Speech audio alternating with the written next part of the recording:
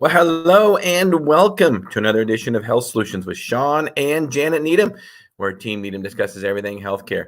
I'm your host, Shawn Needham, and I am streaming live from my podcast studio at the Team Needham abode. And I am super excited to have Dr. Jay Wrigley on our show today. While we wait to get him on, I'd like to make a couple notes about what we're going to be talking about. Let me just stream the banner a little bit. We'll be discussing Dr. Jay Wrigley wrote a book called The Hormone Optimization Diet. And as you guys know, Janet and I at Moses Lake Professional Pharmacy, we talk a lot about hormones. And we always do discuss with our patients how hormones are a piece of the puzzle. You can't just take hormones and magically get better, whether it be for your mental health or your physical health. You have to have a good diet also. And of course, you have to exercise and sleep also.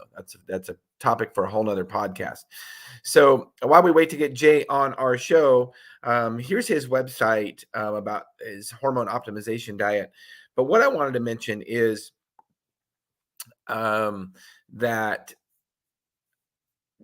the diet is like hormones are like and we've talked about this analogy before on our podcast, actually a few weeks ago, um, when Matt was on our podcast. And hormones are like a contractor at a job site. So hormones tell everything where to go, whether it be the wood or whether it be the plumbing or whether it be the fixtures. The hormones tell everything where everything needs to be put into place. Um, but our food, our diet, it is the structure of a building of our bodies, so to speak. So if we don't have a good strong foundation, a good strong structure, doesn't matter what kind of hormones we're on, it won't they won't work optimal. So it's important to have a good healthy diet. Um, and what does that mean? I will, and Jay gets on, he'll talk a little bit more about it as we're working to get him on. Protein. Let's talk about testosterone, for instance. Testosterone helps to build lean body mass. But if you don't have enough protein, then you're not going to be able to build lean body mass. Now, even if it's not and there are some proteins that are essential, some that are non-essential. So the best protein sources, if you want to build good lean mass, is meat. Sorry, vegans and vegetarians out there. It is much easier to build lean mass and to build muscle with meat products than it is with plant-based products. There are certain proteins that plants lack that meat has. So I'm a big believer in mostly a meat-based diet to optimize our hormones and to optimize our health in general. I think if you look at evolutionarily speaking, over generations, we ate mostly meat, and we ate plants. We were hunters and gatherers, and we ate plants only when we had to, and when we didn't have something that we had hunted and killed, and had large portions of meat. So I also think when we talk about hormones, we talk about hormone optimization diet. We have to speak about the effect of insulin. Yes, insulin is a hormone. Insulin is definitely a hormone, and if we have too much of it, we can have type 2 diabetes. Have too little of it, and you have type 1 diabetes. They manifest differently. In a lot of ways, the medications prescribed are different, but the diet to manage type 1 and type 2 diabetes is very similar, in my opinion. You know, it's a carbohydrate metabolism problem, so you do have to eat less carbs, and watch what you eat and exercise, and it's a carbohydrate metabolism problem. So, but insulin, why do I talk about insulin as a hormone? Because I think I used to talk about how there were basically three different body systems when we talk about hormones, and it was your adrenal glands, thyroid, and our sex hormones. So our adrenal glands are above, renal, kidney. So they're little pea-sized glands that sit on top of our kidneys, and they make hormones in response to stress. So specifically, if you adrenaline is associated with that gland. So fight or flight hormone immediately. Adrenaline is what do you need right now, immediately. And then cortisol, more specifically, is more for long-term stress over the day, follows a diurnal variation. What does that mean? Cortisol should be produced in a diurnal variation, which means highest in the morning, slowly going down throughout the day, being lowest at like 2 o'clock in the morning when we should be sleeping, REM sleep. Now, if your adrenal glands are shot and they're not working right, your cortisol will be really low in the morning. And that means that you won't be able to get out of bed. You'll be very tired. It'll be hard to be active during the day. Our adrenal glands prepare us for the stressors of the day, whether it be mental stress or whether it be physical stress. So if your cortisol is too low in the morning, you'll have a hard time getting out of bed. If it's too high at night, you'll have a hard time going to sleep. So they're important things to do to make sure that your cortisol follows that diurnal variation, which basically means you need to follow diurnal variation, means we work during the day, we're active during the day, and we sleep at night and get a regular pattern of that. So I used to say that adrenals were on the top. If your adrenals weren't healthy, your thyroid wasn't going to be healthy, and then your sex hormones weren't going to be healthy. So testosterone and estrogen, progesterone, when I talk about sex hormones. And the adrenals trumped everything, because we can't live without adrenals. If you don't have your adrenal glands, you will die instantly. Thyroid gland, that's the second one in the hierarchy. Without our thyroid, we can live without our thyroid, although we won't feel optimal. Now, we do probably need medication, thyroid medication replacement, if we don't have a thyroid, but we can live without our thyroid. And our sex hormones. We can live without sex hormones. There are men that live without their testes because of testicular cancer. There are women that live without their ovaries because of ovarian cancer. So we can definitely live without those. Won't be very fun, and we'll probably have to replace them to feel the most optimal, but we'll live without them. We can't live without our adrenals. But Dr. Amy Beard, who has been on our podcast before, she is a wonderful functional medicine doctor out of Arkansas. I've met her, and we've had a couple podcast sessions with her. She is the one that taught me that insulin, it really trumps all of those. So insulin as a hormone trumps all those. If our insulin response is not good, means our metabolic response is not good. So if our insulin levels are high, none of those other things will get better. So when I talk hormone optimization diet, I think it's important to discuss how important our insulin response is. So if you don't know what your insulin level is, then you need to get it checked. Now, most traditional doctors don't know much about it, and they might even foo-foo against it. But when they routinely check you for diabetes, they check a fasting blood glucose. And many people will have a normal fasting blood glucose, even though they're really pre-diabetic, because insulin is what because those patients' insulins, their pancreas is still making enough insulin that it's keeping their glucose low. So many times people have pre-diabetes for 10, 15, 20 years before their glucose actually starts to show up as abnormal and in the pre-diabetic range, because their pancreas is still working. So I think insulin is a more important marker for diabetes and especially overall metabolic health than fasting blood glucose, because fasting blood glucose doesn't always tell the whole picture, kind of like a lot of labs don't. Remember, we need to look at labs as a tool, not as a tool to treat patients, the overall health of the patient, not just to treat, a lab number. For instance, glucose. So glucose can run high for people that are very active. So I've used a continuous glucose monitor before, and I am an endurance mountain bike racer. So I'll have 5-hour races sometimes. When I am riding my bike, my average glucose is between 130 and 150. It runs about 140 when I'm riding my bike. And that's regardless of if I'm fasting while riding my bike, and it's regardless of, or if I'm eating carbohydrates, it's regardless. My body is producing a bunch of glucose because I'm burning it. It says, okay, you need this glucose, so we're going to make more glucose so you burn it. So Um, that doesn't mean I'm a diabetic. So when I check my average glucose is like 110 to 115. That would be a pre-diabetic range. But one of the reasons it's so high is because my body produces more glucose because it knows I'm going to burn it during exercise. Now, when I check my insulin response, my insulin is super low. I don't need a lot of insulin. Insulin is released in our pancreas to help to lower glucose, take glucose out of our blood and bring it into our cells.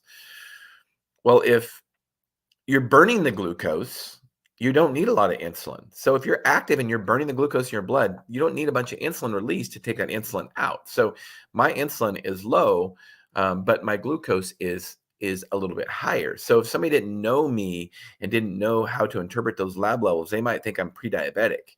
Now, here's the most important thing when it comes to, we just talked about how labs are a tool to go along with symptoms and history.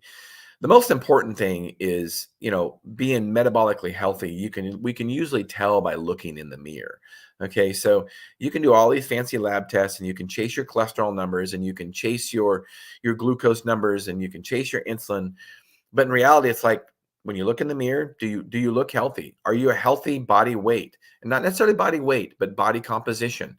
Do you have a healthy amount of lean body mass? And not too much body fat. That's what's important is body composition, not necessarily weight, because BMI, body mass index, basically is height and weight.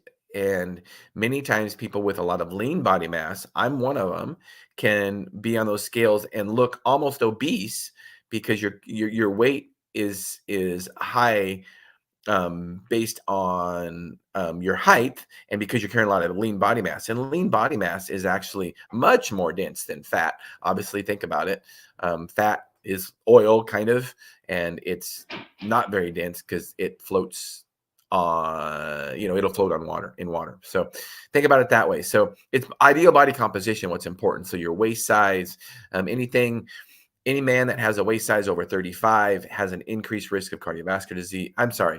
Any woman that has a waist size over 35 has increased risk of cardiovascular disease. Any man that has a waist size of over 40, increased risk of cardiovascular disease. So those are some other markers that you can use if you're healthy rather than just, fancy labs. So what is your insulin response? That's what's really important when it comes to hormone optimization, in my opinion. Because if you don't have a healthy insulin response, if your insulin's super high, um, then you are not going to be able to have optimal thyroid. You're not going to be able to have optimal adrenal response. Because what happens when your glucose is high? Well, your cortisol is probably going to be high, so your stress hormones are going to be high, and then it's really hard to get everything else into balance. So that's why diet is so important. So I already mentioned how exercise affects insulin. You don't need as much insulin if you exercise. Now, I'm not saying everyone needs to ride their bike 5 hours a day, which I do not do that, by the way. But even 2 hours a day, I'm not saying you have to exercise 2 hours a day to be healthy and have healthy hormones. Diet is more important than exercise. Diet trumps exercise. We will die without food. We do not have to exercise to stay healthy to live. We have to have food to live. So, if your insulin is high, or if your glucose is high for that matter, if your glucose is high and you're not a type 1 diabetic, then chances are, in type 1 diabetics, you don't make enough insulin, then chances are your insulin is going to be high if you're not on medication. And but that's okay because type 2 diabetes is easily reversible. Okay, maybe not easily reversible. It is reversible without medications. I'm a pharmacist. My wife is a pharmacist. We are two pharmacists who do not believe in medications to treat type 2 diabetes, period. It is a carbohydrate metabolism issue. It can be fixed with your lifestyle, period. If you are talking to your doctor, if you're type 2 diabetic and your doctor says that type 2 diabetes isn't reversible, get a new doctor. Seriously. I really seriously mean that. Okay, so what can you do if you're a type 2 diabetic? And you don't want to exercise 2 hours a day? Well, diet is the most important. Remember, it's a carbohydrate metabolism problem. So you can just go low carb. You don't have to go low carb, high fat. You don't have to do that at all. You don't have to do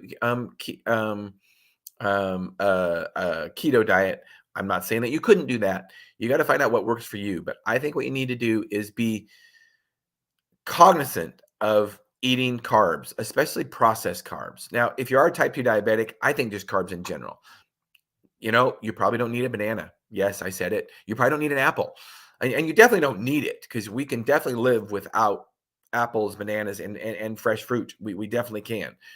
Um, if I was a type 2 diabetic, I would recommend you eat very, very, very little fruits and stay away from most vegetables, honestly, because they can spike your glucose. That's where glucose comes from. I would focus on high protein and fat. And if you focus on a red meat diet, you'll probably get a lot of that.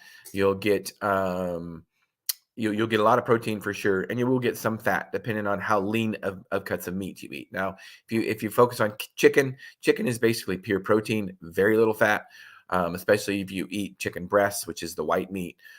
That's going to be less calories also, which chances are, if you're type 2 diabetic, calories are important. And so, because you're probably overweight, not always, but probably overweight.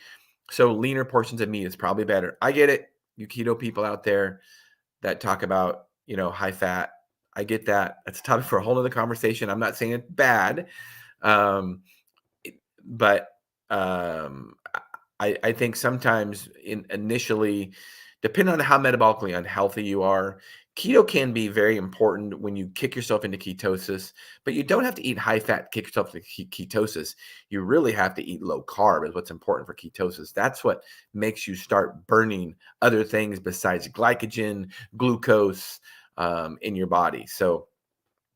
Um, so that's how you can stabilize your insulin. Go low carb. Eat low carb. Bread, tortillas, out of the question. Don't eat them. Pasta, don't eat it. Just be cognizant of it. And if it comes from a box, in general, don't ever eat it. I'm not saying I don't do that, but stay away from those processed foods. Focus on meat, and your glucose will start to come down. In fact, if you're on medication that can lower your glucose, you need to be very careful when you change your diet because that will be a problem because your glucose will start coming down. So that is the best way to normalize your insulin levels is with diet, a low carb diet. There and here's another thing, fasting. So if you have a doctor that lies to you and tells you that type 2 diabetes is not reversible, I want you to prove them wrong. I want you to fast for 24 to 48 hours. Yeah, it might not be very fun, especially the first 24 hours. Once you get past 24, it's pretty easy to go to 48. But if you're on any medication that will lower your glucose, please, please consult with your doctor or pharmacist about how to go about that process. If you're on insulin, you're going to have to be very, very, very careful and use a lot less insulin. So to prove your doctor wrong about how type 2 diabetes is reversible, do this with him or do this. Fast for 24 to 48 hours. I guarantee you your glucose will come back down to normal, as well as your insulin probably. Insulin might take a little bit longer, but it's going to come back down to normal. That right there is proof that type 2 diabetes is reversible. The nice thing about that is only taking 24 to 48 hours to prove to yourself that you can beat this disease. You can beat this diagnosis. You don't need to be on medication the rest of your life. So it's a great way to show yourself and to give yourself inspiration about that type 2 diabetes is reversible. So it looks like we have a comment here. What do we got going on here? Laura Vest Turner, thank you so much for your comment. Thank you for watching today. Laura, you can't take a pill to fix a bad diet. Absolutely not. Low carb keto would be very helpful for most Americans. Absolutely. Stay away from anything with a barcode. Yes, that is so true, Laura. Thank you for your comment. Laura has a very inspirational story. She lost like 135 pounds going keto. If you follow her, she's got Keto Laura on Facebook. Look her up, and you can find her on Facebook, Laura Best Turner, and she has a keto group that she has. She does recipes and things. It's awesome. Thank you, Laura, for your comment. And there is also, on that note, no pill that can change a bad diet. That is so true. Keto Life with Laura. I should know that. I see it every day. But Keto Life with Laura, it's her keto group. Thank you, Laura. There is no pill that can fix a bad diet. Also, there is no exercise that can fix a bad diet. You cannot exercise your way out of a bad diet. Okay. So if you're not eating correctly, it doesn't matter how much you exercise. It is not going to fix your issues. There's three things that we can do to stay healthy. When we talk about hormone optimization diet, we have to talk about all these. It's sleep, it's exercise, and it's diet in general. In general, the most important, a lot of people will say, if I want to be if I want to be in the best shape of my life, I've got to exercise. No, that's not the most important. You talk to top mountain bike racers, you talk to top baseball players, top bodybuilders. The most important thing they do is their diet. Because remember, that's what we do. We eat more than, during the day than we exercise. Most of us only exercise 30 minutes a day. I mean, true exercise at the gym, which most of us have sedentary jobs now. So really we have to get our activity in, we have to schedule it. So we have to ride our bike, or we have to go to the gym. And most of us don't do that more than an hour a day. Well, I know overall, we don't maybe eat 3, 4 hours all day long, but we spend more time preparing food, thinking about it, and that than we do exercise. So, and here's the thing: we will die. You do not have to exercise to stay alive. Period. Now, yes, you'll be healthier if you exercise, but obviously, if you don't eat, you'll die. Now, let's talk about sleep. Sleep. Sleep trumps all of them. If you are not sleeping, you will not have healthy hormones. You will not be healthy overall, because we will die without sleep before we'll die without food. Most of us can live without food for 3 weeks. I mean, we have a good storage system of fat, and our bodies are good at storing fat to prepare us for times of fasting. So most of us can live for 3 weeks without food, 3 days without sleep, and you'll literally go psycho if you don't have sleep. So sleep trumps them all. And yes, for you night shift workers out there, I'm sorry, but we're made to sleep during the night and work during the day. And if you are having hormone type issues, um, and you are a night shift worker, or you are a shift worker, you need to change your shift. We work during the day and we sleep at night. And I see this many times with women that are menopausal, and you try to balance their hormones, and it is just very, very difficult. And hats off to you guys that work nights, but we're made to work during the day and sleep at night. So, and I think especially as we get older, I think as we get younger, I used to do shift work as a pharmacist at a hospital when I was younger, and I didn't do it much into my 30s at all, I don't think. But you know, it caught up to me as I got into my later 20s, because it's just much more difficult to regulate that circadian rhythm as we get older, and part of that is because of our hormones start to decline. So, yeah, sleep trumps it all. If you're not sleeping, you're doesn't really matter what you eat or what you exercise. Um, you're not sleeping, your cortisol stays high. Cortisol is that stress hormone. Cortisol prepares us for stress, so it helps us hold on to fat, hold on to water, to prepare us to run from a lion, or what we used to do, centuries ago. But we don't need it in our day-to-day lives normally. So if your cortisol is constantly high and it's not coming down, then it's very, very difficult to lose weight and to optimize your overall health. So um, let's see, specific when it comes to diet, I think the most important part is that you, if it doesn't rot, don't eat it. Laura kind of said it, with stay away from anything with a barcode. What does that mean? I mean, if you can scan at the grocery store and it has a barcode, that probably means it has a ton of preservatives in it. And I'm not saying preservatives aren't bad. Preservatives have probably saved lives over many centuries from, preventing food poisoning. Possibly you could argue that if we always ate fresh food and we didn't let it go bad in the first place, it would not be an issue. I agree with that. So the fresher the food you eat, the better. The less processed, the better. I get it. We had Dr. Kilter on our show a few months ago, and he's a big proponent of the carnivore diet. And he says, well, of course I eat processed food. He eats meat only. He said, but I don't go out and kill my own meat and process it. He goes to a local butcher. So, and that's what we do. We go to a local butcher. We love our local butcher, Post 5 Cattle Company out of Ephrata, Washington. They are awesome. For any of our local viewers and listeners that are watching, they amazing. We go through. We have two young boys. I should say young men. Sorry, they're 23 and 20, almost 21, and they eat a lot of meat, and they are independent and don't live at home anymore. But one of our rules is, you can come over and help yourself to the freezer all you want, with meat. And we go through one full beef in 4 months. So two big kids, they 210 plus pounds, 6'4", 6'3". So big kids, they eat a lot of meat, and I'm glad. I'm glad that they can use us as a source for that. So, but yeah. So about on the fasting thing, also, I think when you start learning to fast, I'm a big believer. I do. My wife and I, we both eat about one meal a day. We basically eat dinner. We skip breakfast. We skip lunch, and we eat a big dinner, mostly meat based dinner.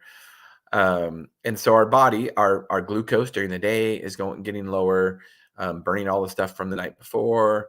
Insulin goes lower, so our hormones start to regulate our system based on fasting. And I believe when you look at the history of our bodies, evolutionarily speaking, I believe that we were in a fasting state much of the time. That's why we're good at storing fat, and that's why obesity is epidemic in America, because we mostly have too much food and we're eating too much all the time.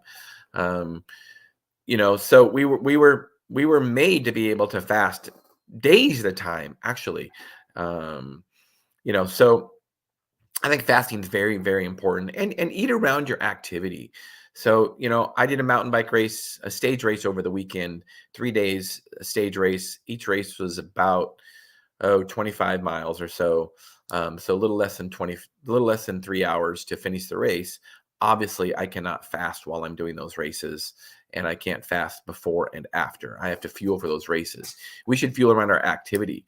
And I think, historically speaking, when we look at our grandparents, for instance, not our, now many centuries ago, it wasn't the same, but because we were actually having to hunt for our food. But even 2 or 3 generations ago, in the 50s and 60s, 40s, 50s, and 60s, when you look at how our grandparents ate, they did eat breakfast, they did eat lunch, and they did eat dinner. So what has changed over the last 3 centuries, over the last 50 to 60, 70 years? Obesity wasn't a problem then. Well, if you look at what my grandparents did, they largely where they were agriculture based community, so they were farmers, so they were moving all the time, up at the crack of dawn at 5 o'clock in the morning. Of course they needed breakfast, because they were moving, burning it out all throughout the day. They weren't just sitting in an office space in front of a computer like I do most of the time. So when you look at them and say, "Oh, breakfast is the most important part of the day," they ate breakfast, they weren't healthy, or they were healthy, they weren't obese. Yeah, but let's look at what kind of activity they were doing, because their jobs usually weren't sedentary. So, well, we weren't able to get Dr. Jay Wrigley on. We will reach out to him, and talk to him more about his diet. We've had him on before, and we had some technical difficulty, and he actually was not able. His internet went out or something, or he lost power or something.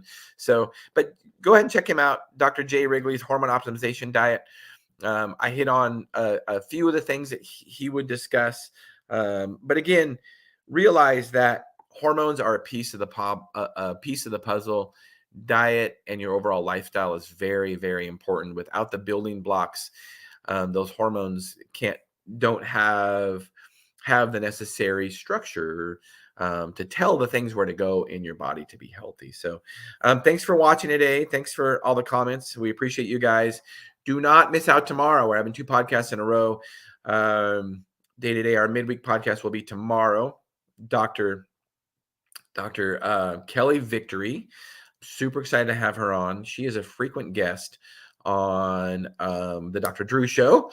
If you guys, any of you Generation Xers like me that grew up watching MTV and watching Dr. Drew, she is on his podcast quite frequently and discusses early COVID treatment. And we're going to be discussing the big pharma and how big pharma has kind of hijacked our medical schools and pharmacy schools. I've discussed that before in our podcast. And as you guys might know, Janet and I are 2 pharmacists that don't believe in drugs to treat long-term disease. Wow, isn't that weird? Yeah, we really don't. When you look at cardiovascular disease, for instance, in the United States, when you look at diabetes, like we were just talking about, the drugs that we're giving to people, it's not working. I mean, I don't care what kind of science you want to give me about these drugs and all that. I don't care. Really, honestly, as a pharmacist, this sounds really arrogant or maybe even ignorant. But when one of these new diabetes drugs comes out, I just let it go in one ear and out the other ear. It is not a solution to type 2 diabetes. I don't care how they work. It's a diet related problem. So Janet and I, it's very powerful that 2 pharmacists do not believe in drugs to treat long-term disease. That's very, very powerful. And we're using that to our advantage to educate and empower individuals to take charge of their own health. So another thing, cardiovascular disease, statins, the high cholesterol drugs, they're not working. Heart attacks and strokes are at an all-time high in the United States, and statins have been out for 30 years. They're not working. All these drugs for reflux or gastrointestinal problems. Let's face it, gastrointestinal problems are usually caused by a diet. Yes, I have gastrointestinal problems still when I eat too much. But I don't need a drug. I just need to realize that and not eat as much. So, but again, Laura said it with her comment about pill to fix a bad diet. There's many different diseases that could be caused by a bad diet. And what do? We just, big pharma comes up with, and our healthcare system comes up with another drug to treat a bad diet. Well, why don't we just fix the diet? So those are some things we're going to talk about tomorrow, is that how, big pharma has really hijacked our healthcare system. And instead of treating problems, we're just instead of fixing problems, we're just treating symptoms. So you don't want to miss out on that tomorrow with Kelly Victory. Go to we stream live on YouTube, Twitter, Facebook, and LinkedIn. And I want to make sure that you guys don't miss this. So I think it's at 8:30 tomorrow, but please go to, we have a Health Solutions Facebook page, Health Solutions with Shawn and Janet Needham on our Facebook page. You can go to my personal Facebook page to find it also and find out when that podcast is. I think it's at 8:30 tomorrow with Kelly Victory. You do not want to miss out on that. So thank you for tuning in. Health Solutions with Shawn and Janet Needham. We'll see you all tomorrow. Thank you.